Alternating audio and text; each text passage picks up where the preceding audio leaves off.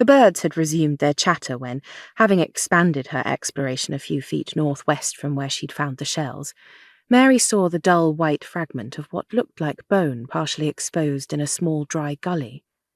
She crawled forward and leaned in for closer scrutiny. Weathered and discoloured, it was bone. Although dry now, the narrow channel had been cut recently. If left in place, the bone might be dislodged by the next rains. She'd need to extract it. Mary took her notebook and a pencil from her canvas bag, marked the location on the map she'd sketched earlier, and made further notes. She examined the area around the bone and jotted down a few more lines. Louis hadn't exaggerated, she thought. Her notes were copious. She'd have to write smaller to avoid running out of pages. With the soil dry and the fragment already well exposed, it was easy for Mary to pick and brush the soil away and gently dislodge it. As with every ancient item she'd encountered since she and her father had dug about in the heap in France, she thought about who it might have belonged to and how it came to this place. Her initial instinct was that it was a cranial fragment of a large animal.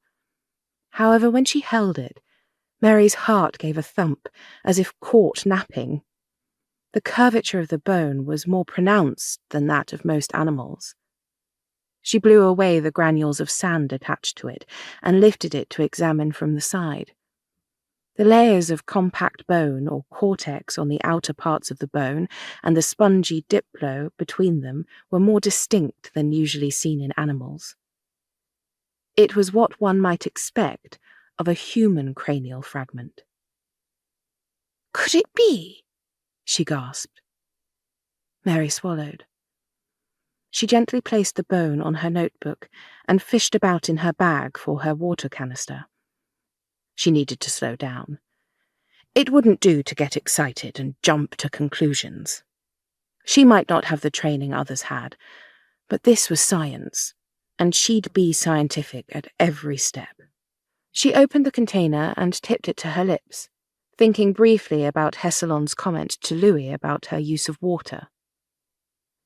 Some of the pools they'd found when they arrived had already dried up. They discovered that the largest remaining one was the favoured watering hole of a resident rhinoceros,